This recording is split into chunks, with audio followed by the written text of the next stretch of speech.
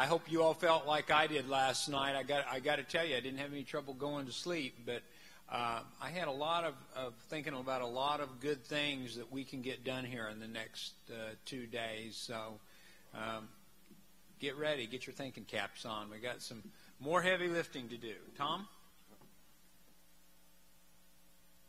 Good morning. How he honey washte. Ampetu washte. Good day.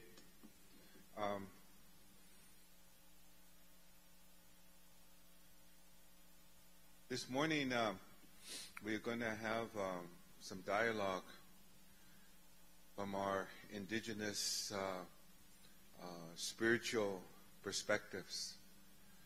And so we have our schedule this morning. We have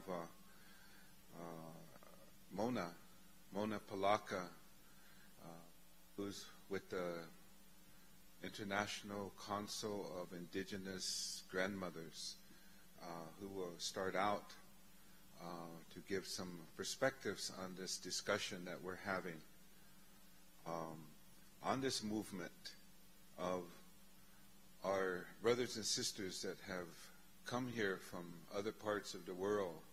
Some of us call them settlers. Some of us call them immigrants. Some of my brothers and sisters that I have met recently, the Kogi from Colombia, from the mountain regions, they had a terminology as they sent out a message to the world through the British Broadcasting Company, BBC, in the early 1990s. They sent this message out to the world because they were witnessing the changes that were happening in their land in the upper elevation of Colombia. The snow was melting, the glaciers, the temperature of the water, the streams, even the effects of their crops on what's growing and what isn't growing. This was in the early 1990s. So they sent out a message through a communication system that they weren't familiar with, but they saw that there was a need to send a message out to the world, and that was BBC. And what they called themselves was the older brothers, the older sisters. This message is going out to the younger brothers, the younger sisters. And what they're talking about is from their perspective, from the shore, their perspective from what some of us call the Western Hemisphere, as a translation of this vast land, the Americas. And they talked about the settlers who came here. And they were concerned that somehow these people who have come here to the Western Hemisphere, that they need to start listening. They need to start to, what I term in my work with the Indigenous Environmental Network, reevaluate their relationship to Mother Earth. And that also has been expressed by many of our Indigenous women, that female creative principle that is woven into our stories of original instruction, but our creation stories. Renee had mentioned that just briefly in her presentation yesterday.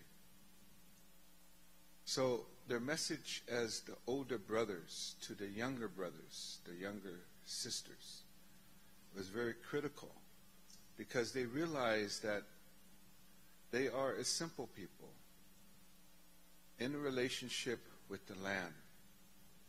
And those of us that embrace our own indigenous knowledge know on many levels we are not just a simple people. Some of you have interpreted that we have superiority. But again, in these terminologies that we use, it's very critical on the use of language. Because woven into at least the teachings that I have in my path in recognition of my teacher, who is Pitaha Yuhamani Pete Catches Sr., is woven into the path and the walk of a person who talks about the sacredness of the Great Spirit, the Great Mystery, is woven the values of humility, the values of being humble, not only amongst men and women in our communities, but humility and humbleness to the world and to Mother Earth, is walking with humility on the bosom of Mother Earth and recognizing also those principles of creation and the relationship to Father Sky. It's the building blocks of who we are. And many of you have this knowledge who are sitting here, who have traveled here from your own indigenous homelands.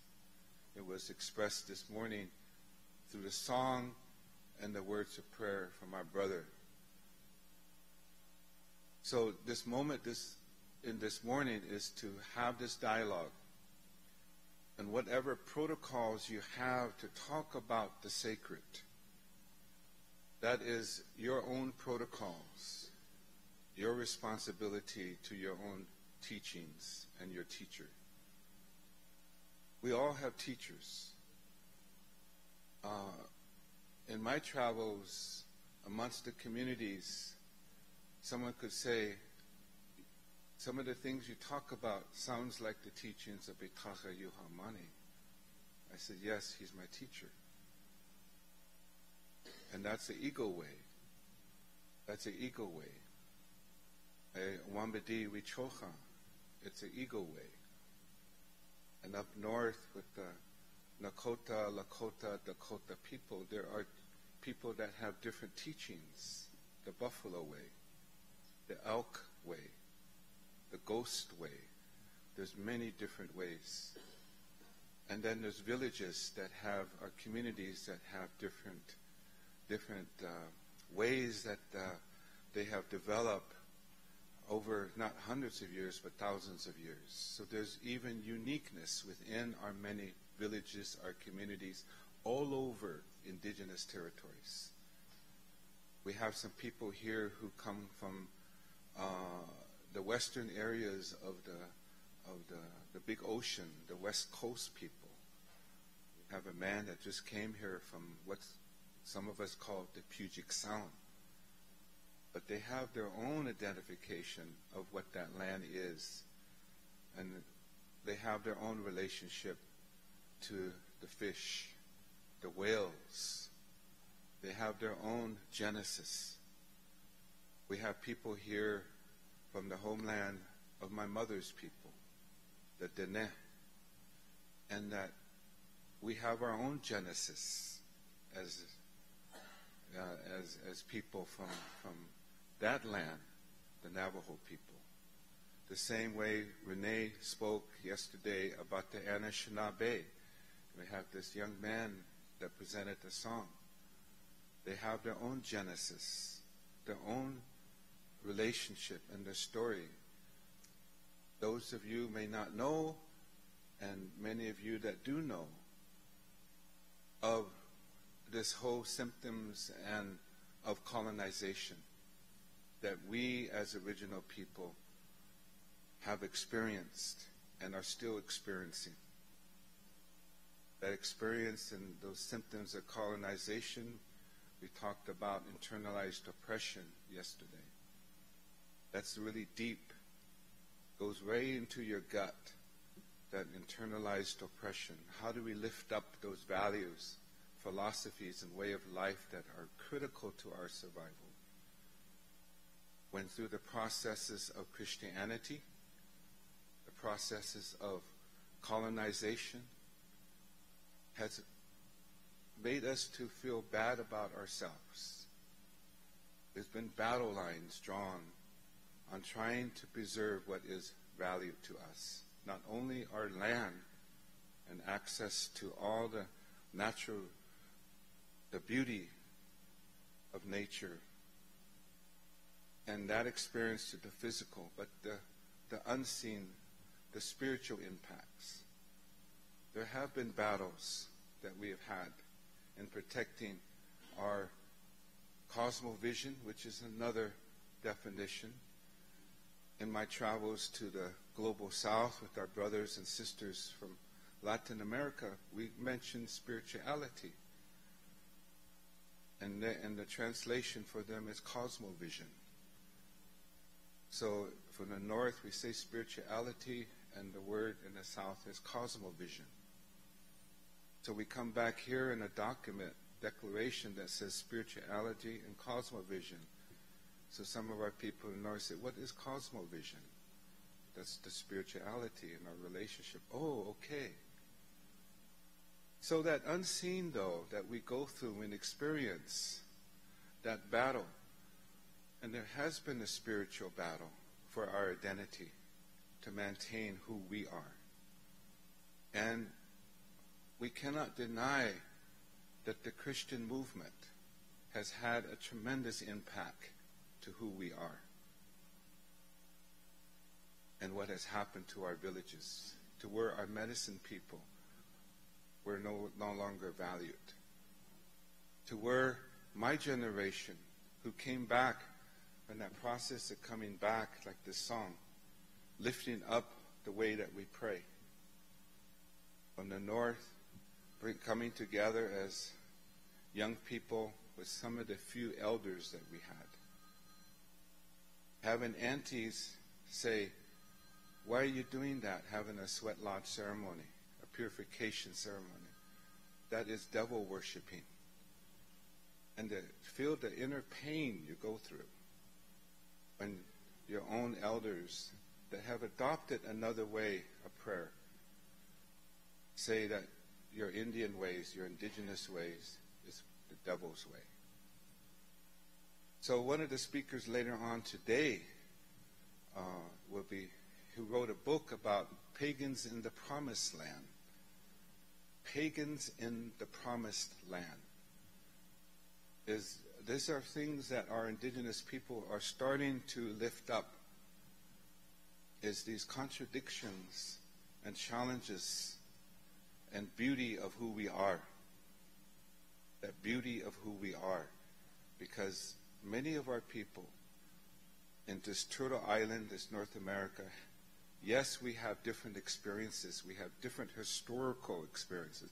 We have different languages. But we have some things in common.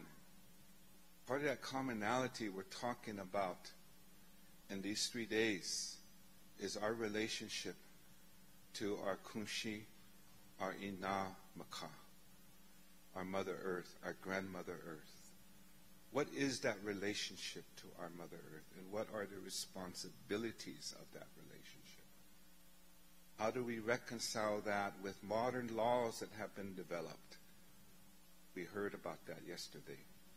Environmental laws, other laws designed around property rights. Property rights. There are Native attorneys here.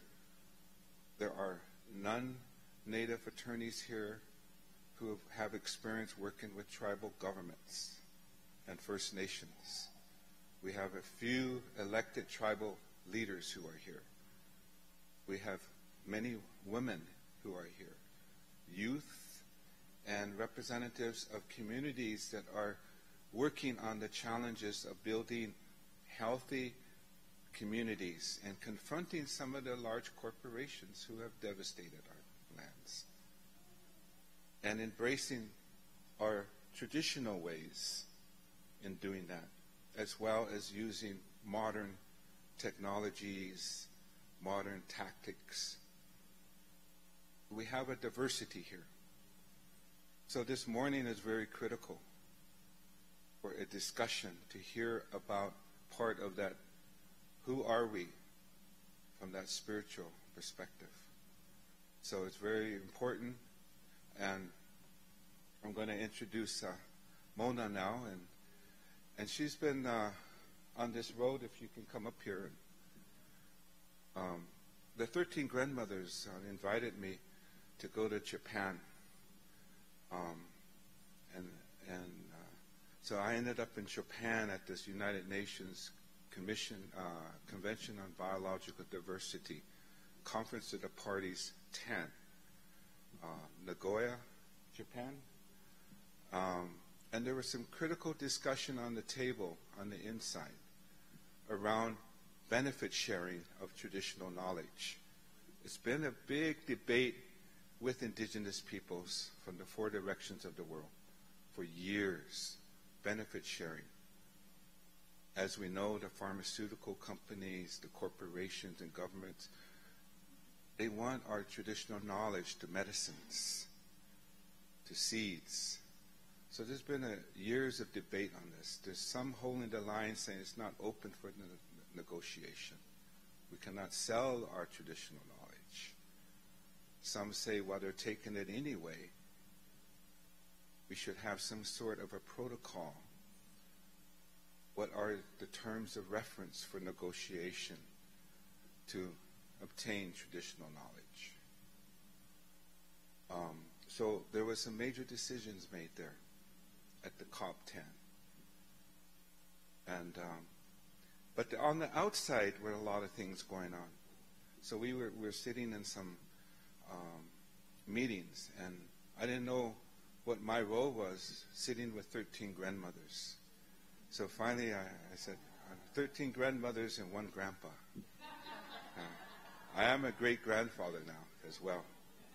But I thank them for inviting me, because they were wanting me to talk to them about some of these challenges that we're talking about here, about what's going on in the climate negotiations.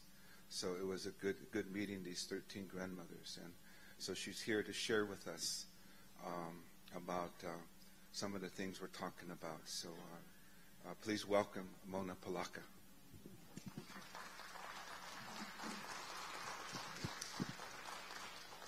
First of all, I'd like to greet each and every one of you. Good morning.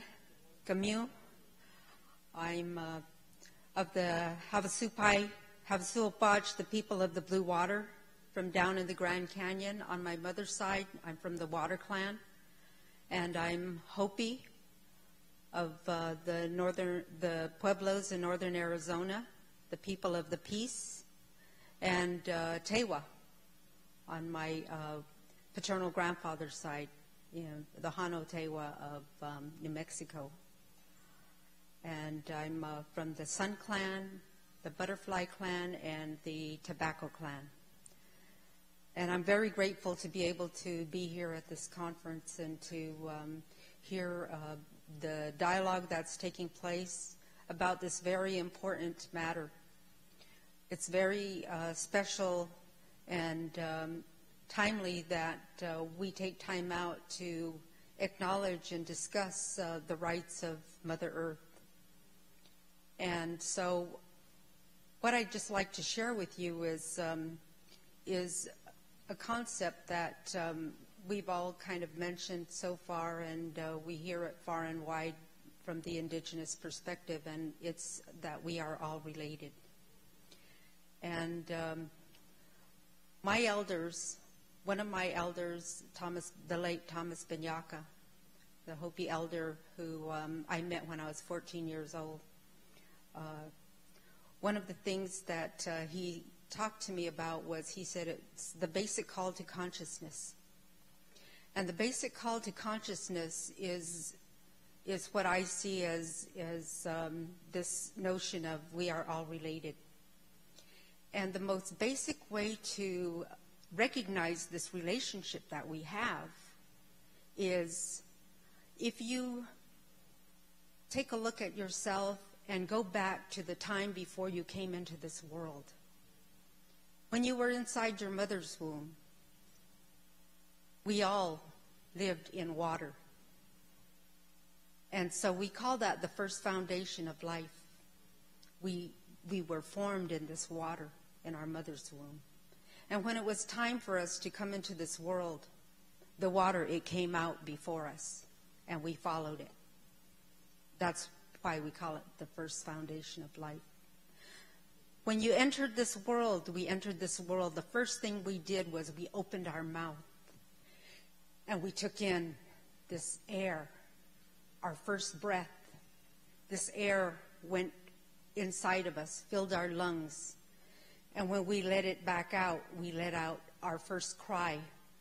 The first sound we made as we entered this world. And this is the second foundation of life, this air we breathe. The next thing that happened is there was a time when, the first time when your family, they took you outside. And that was the first time the light of day, this grandfather's son, Dawa, looked at you. Grandfather's son, the great fire, looked at you, saw you, recognized you. And so we say this grandfather's son, this fire, and we use it in our everyday life, in our homes, and everything that we do in our ceremonies. And I'm so grateful that there's one out here. We became introduced to that fire, the third foundation of life. And then there came a time your caretaker laid you down on the floor, on the earth, on your back, and at first you just laid there. And the next thing you know, maybe you rolled over on your stomach and you lay there on Mother Earth. And then within a few months' time, they took you and sat you up. And you sit there, and for the first time, you're sitting and you're experiencing your body from head to toe, using your backbone. And then somewhere along the way, put you on the floor on your stomach, and you get up on your hands and knees and you start crawling on the Mother Earth, finding your way around, exploring. And then at some point in time, your caretaker, they took you and they stood you up on your 2 feet. They held you, gave you support. And then there was a time when they stood you up on your own 2 feet and let you go. And what did you do? Stood there, experiencing balance and connection to Mother Earth for the first time in your life. And then, pretty soon you started to take your steps, started to walk, make your path on this Mother Earth, put your footprints on this Mother Earth.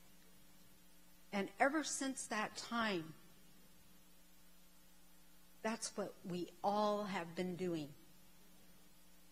Every one of us, regardless of what walk of life we come from.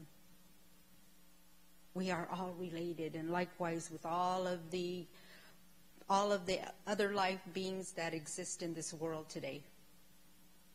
From the way I was told was from Mother Earth on up, all the way up into the heavens.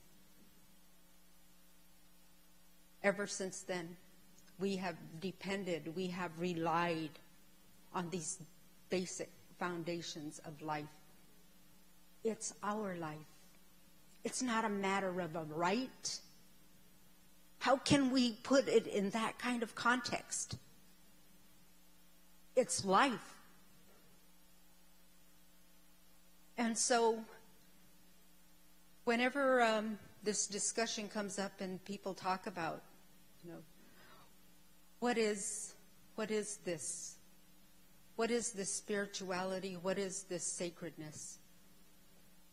It's life. I was asked one time, what is, time and space to Indigenous people? I said, it's life. We attach different meanings in words. We use these words and attach meanings to these words. But when it comes to your sense of well-being, your sense of connectedness to these 4 basic foundations, it's without having meeting. It's without having even you. An uncle of mine told me, you can't put value to it. You can't put a price number, a dollar number on it. He said it's so sacred and beautiful that we can't do that. It's a concept that we do not have as indigenous people. That's what he told me. And so, in my life experience, I'm from Arizona. And the Havasupai, as I said, they live down in the bottom of the Grand Canyon. And the way you can get down there is you either hike 8 miles, 11 miles down to the nearest waterfall, and then, or you can ride a horse, a mule, or the other way is by helicopter. And the people there, they live, it's a very delicate balance, because the land base that they live on is 1 mile wide and 3 miles long. They have traditional territories and lands up above the canyon, part of what's the National Park Service. And not long ago, in the late 70s, they were able to finally regain some of their land base up there on top of the plateau, as they call it. And I was about 14 years old during the time when the Havasupai entered into this, were in this land dispute with the National Park Service, and my mother would take me with her. My mother is the granddaughter of the last Havasupai chief, Chief Wadahamaji. And so ever since then, she would take me to these meetings where they were having these discussions and negotiations. And at that time, she told me, I was told about one of the elders, one of the grandfathers of the Havasupai people who lived in the up in the park, the area that they call the park now, the South Rim. We have a village there. And he lived there, and they came and they bulldozed down his house. He was refusing to leave. There were some who refused to leave. My family, the Wadahamaji family, had a little village there, and they refused to leave. And so he stood at the rim of the canyon, and he put his hands out like this, and he said, "They want you. They don't want us. This is our home. This is our homeland." And he was forcibly removed. My family, my late uncle, my uncles, my mother's cousin brothers, and my aunt, my only aunt on my mother's side, they maintained that land there, that village there up in the park, the Indian village, that's what they called it. They maintained it. They refused to leave. And someone had to continuously stay there. My aunt would stay there if my uncle had to leave. If she had to leave, he would stay. They had to continuously occupy that little village in order to keep the National Park Service from coming in and bulldozing it down. They turned the access to water off to these people. They had to carry their water. They had to, they even closed the road that led to the village. But you know how we are. We find our way back home. They made their own little road, made their own little trails, and we would just drive through the forest to get to the village. And so, they were persistent in maintaining their stand and staying in the village, not giving up. And eventually, after 20 years, they did successfully acquire some of their lands up on top of on the plateau, and National Park Service gave them some of that land back. They rely on their gardens. They rely on, they still have their gardens, their fruit trees, and they have their livestock. Of course, they rely on their horses. And so this is how they exist. They rely on the little Havasu Creek that flows through the village to water their gardens. Unfortunately, at this time up on top, uranium mining has started up again. And it doesn't take a rocket scientist to know that should there be a flood or even from the rain runoff, that water is going to come. It flows down, and it's going to flow down into the canyon. Down at the bottom of that canyon, and as you may know, the canyon was formed as a result of the great Colorado River. And that Colorado River runs through the canyon all the way down into Mexico. When it arrives in Mexico, it's but a trickle.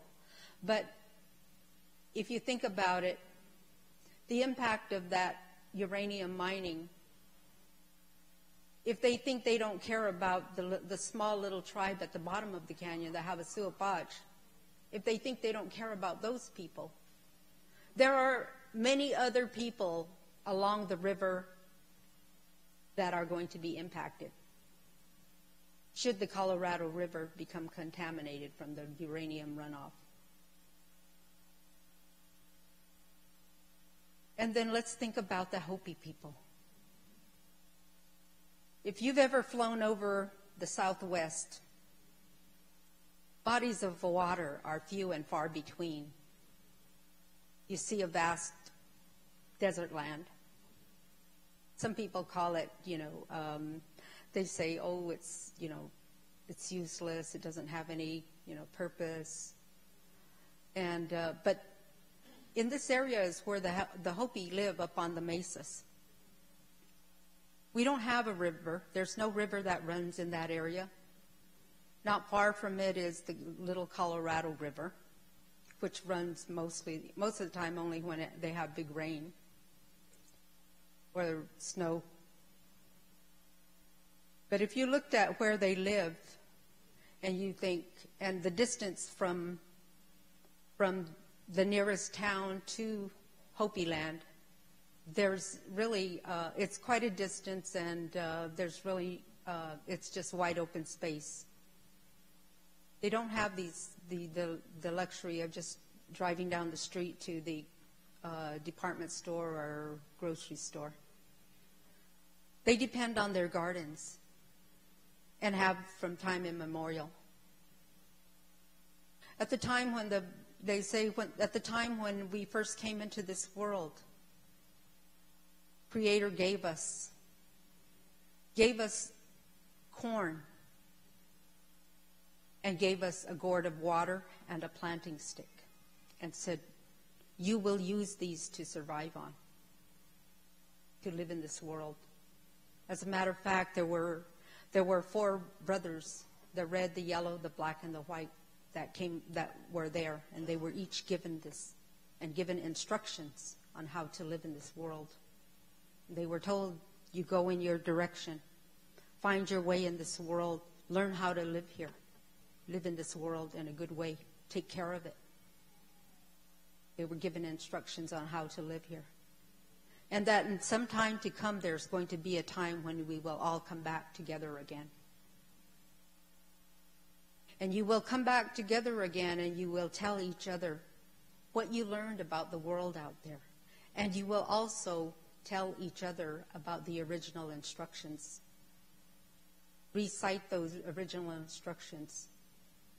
How you have maintained those instructions. How you have upheld those instructions that you were given in order to live in this world and to take care of it.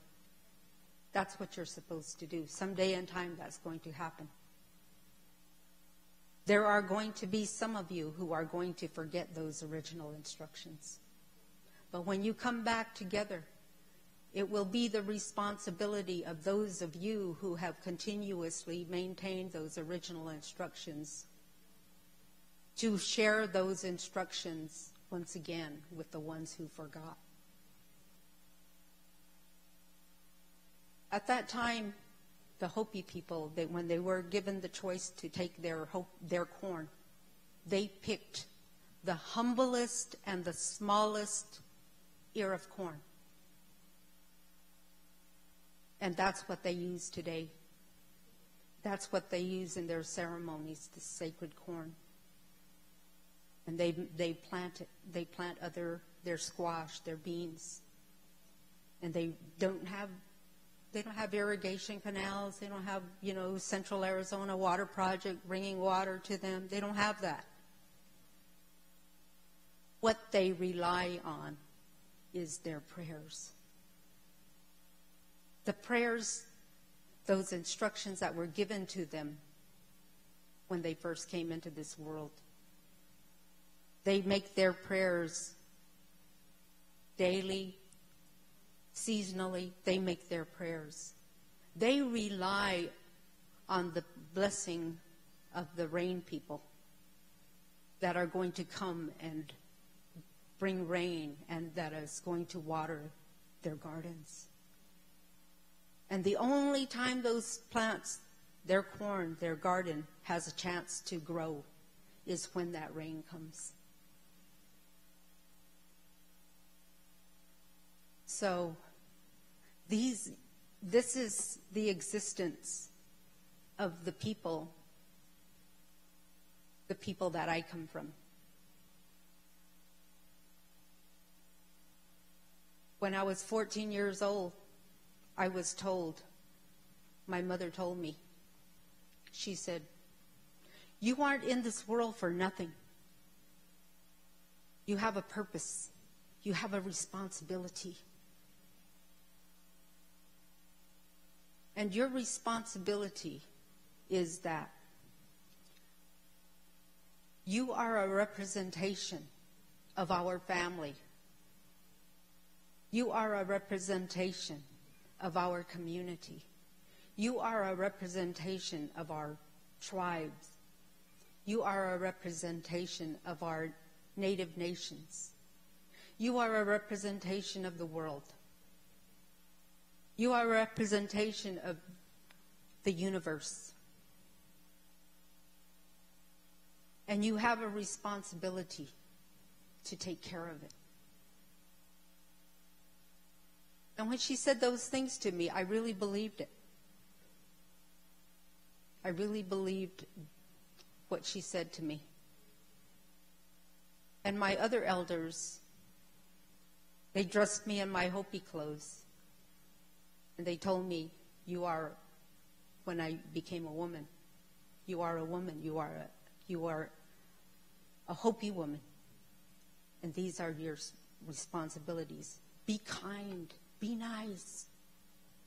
Take care of yourself. Take care of others. You have these responsibilities.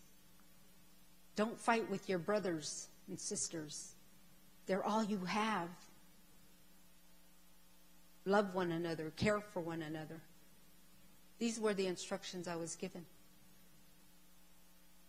And every morning I would see my mother go and she'd take the water and she'd offer the water to the earth. She'd take some of the food and she'd offer it. When I first saw her do that, I didn't know what she was doing. But now I know. Those are prayers. Those are prayers and offerings to our relatives, our ancestors, the ones that were here before us. Because she told me, she said, there were people here before us, and that's part of your responsibility, is to uphold the things that they prepared for you. They made a way for us. She said, they made prayers for us. And in their prayer, what they said was, Creator, bless my children, my grandchildren, my great-grandchildren, my future generations that are yet to come, the ones that I will not see. And so here we are today as a result of those prayers that were made. And now it's incumbent upon us, every one of us, to pick up where they left off to continue that prayer, that responsibility for the future generations, the ones that we will not see. It's important for us to think beyond ourselves, this day. It's very important. And part of that is this discussion of the rights of Mother Earth. And that word, that concept, I said to an activist, environmental activist one time, I was talking about a situation that the grandmothers are involved in and supporting. We're supporting the Lakota grandmothers in South Dakota in resisting uranium mining. And we wrote a letter to the Nuclear Regulatory Commission asking that the permits not be issued. We wrote a letter to the Canadian transnational company, the mining company that is targeting all of the different lands here in across the country for uranium mining, and tried to appeal to them about, you have children, you have grandchildren. I'm sure you don't want your children to be suffering from ailments that are related to, exposure. We told them, already in our rural tribal communities, we have limited access to health care, and absolutely no access to specialty health care that would be required for people who are needing to have specialized treatment for various cancers or other health issues that rise from exposure. We didn't get a response from that Canadian company, which isn't, surprise. But what happened was there was a hearing, and in that hearing, we wrote affidavits, letters about the sacredness of the Mother Earth and water. We submitted these letters, these affidavits, for the hearing. And there were 3 Lakota medicine men that also gave testimony. And in that hearing, the United Nations Declaration on the Rights of Indigenous People was also brought forth, as well as the American Indian Freedom of Religion Act. The judge in that hearing was not familiar with the Declaration on the Rights of Indigenous People, and wasn't very familiar with the Freedom of Religion Act, but was willing to stop to say there would not be issuing of permits, that there would be further review, and that there had to be review of these 2 documents or instruments before there could be any further discussion, any further decision making on this matter.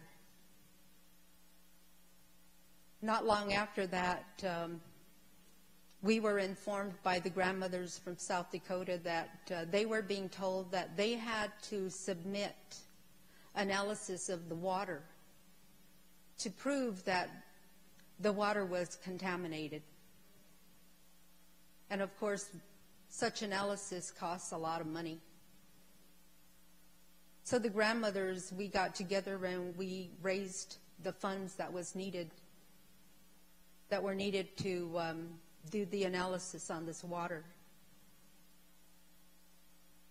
And so I asked this activist, I said, why is the burden of proof always on us?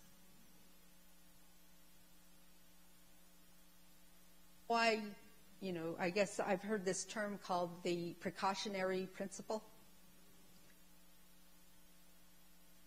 Why aren't these companies, why isn't it their burden to prove to us that their actions are in fact safe? That their actions are in fact not a threat to Mother Earth? When there was discussion among the Havasupai and the Wallapai people about this uranium mining, I suggested to the council that in their deliberations that they demand that these companies that are coming in, giving these proposals for their mining, that they demand that they be accountable, that they be responsible for the health care of the people, should they be poisoned. And so I can't say, what the results of that are, but it was really good to hear yesterday when someone said, we are Mother Earth. That's what we say, we are Mother Earth. When a person goes back to the spirit world, there's a Hopi saying, and it's don't cry for me. I'm not dead. I'm in the water. I'm in the air. You see, when you're out and you think of me and you feel the breeze and you hear the leaves move from the wind. I'm in the air. That's me. You have a fire, a candle, a fire present, and you look into that fire and you see the beauty and feel the warmth and feel the light of this fire. You go out and you look towards this grandfather's son. Raise your hand to me. That's me. You walk on this Mother Earth and you see this plant life and you see the beauty of it. You're walking and you feel the goodness beneath your feet and give thanks that you are walking on this Mother Earth. That's me. Don't cry for me. I'm not dead. I'm alive. I'm with you. And so when you talk about these things, thinking about how do we put it in a perspective that is going to be understandable to the others.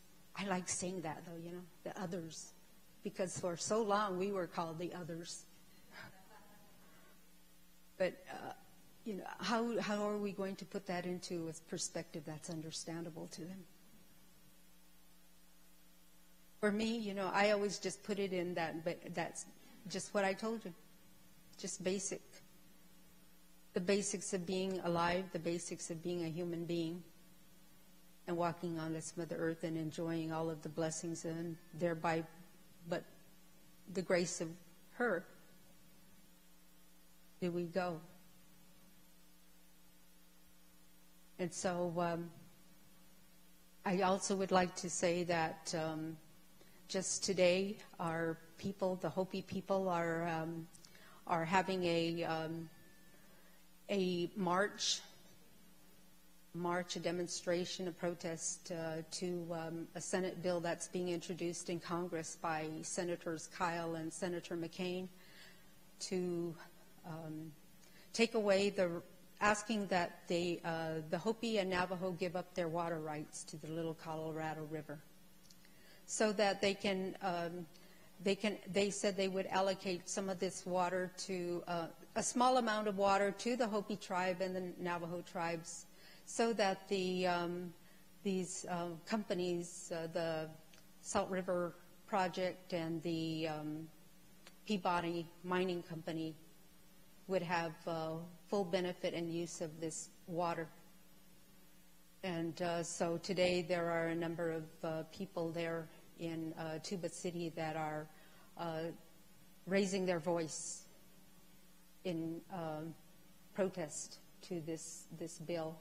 And so, I hope that you'll all include that and think about that in your thoughts and your prayers. That again, these small tribes, they're very small. They don't have a lot to fight against these big companies. But I believe in prayer. I believe, and that's the way the grandmothers do their work, is through the prayers, making prayers. And, that's part of the uniqueness of who we are. When we, in our presentations as Indigenous people, those are the things that we stand on, is this saying of, the sacredness of life, the sacredness of the four divine creations, the elements, the sacredness of our holy places, the places where we make our prayers and our places of origin. That's what we stand on. We can't just, step over the line and start trying to apply Western notions of law to our existence. Once we do that, then we lose our own identity and our connectedness to our home places, our roots. And that there are certain places where we do have to join hands with others, create alliances with others, because I see it as part of those instructions that we were given, that eventually we would come together and we would all stand together in support of the original teachings. And so these are some of the thoughts I have about our sacred relationship. And I wish you all the best in your walk of life, your home places that you come from, your relatives at home, and the efforts that you are taking in order to maintain, your home place. I just also want to acknowledge our relatives from the south, from Ecuador, and the relatives that I also work with, the Kogi people in Colombia, and the other relatives down in South America that have asked the grandmothers to support them in their issues and their struggles in regard to upholding their sacred responsibility and maintaining the balance in this world, as well as for them to continue to be able to live in peace and harmony in the places where Creator put them. And likewise for all of those from up towards the north and wherever in the world that you come from. I give thanks to you and acknowledge you. Escali. Thank you.